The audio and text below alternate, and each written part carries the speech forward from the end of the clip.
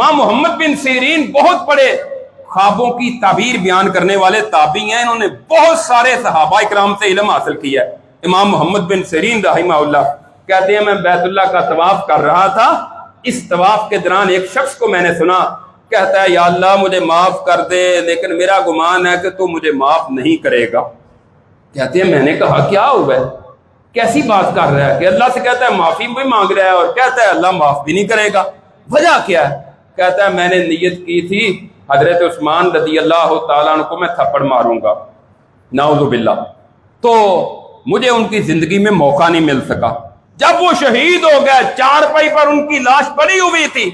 تو لوگ چہرہ دیکھنے کے لیے جا رہے تھے، میں بھی اسی بہانے کیا، سائیڈ سے کپڑا اٹھایا اور میں نے تھپڑ مار دیا،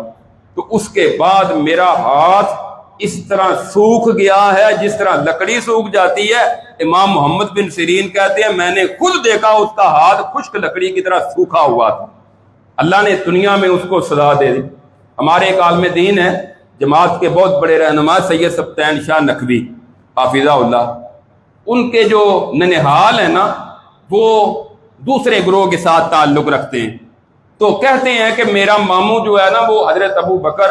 اور حضرت عمر رضی اللہ تعالی عنہما کو گالیاں دیا کرتا تھا،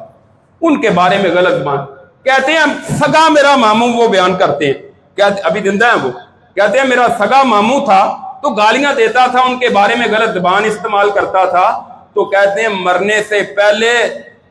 اس کا منہ جو ہے وہ کتے کی طرح بن گیا تھا اور وہ بھونکتا تھا جس طرح کتا بھونکتا ہے، تو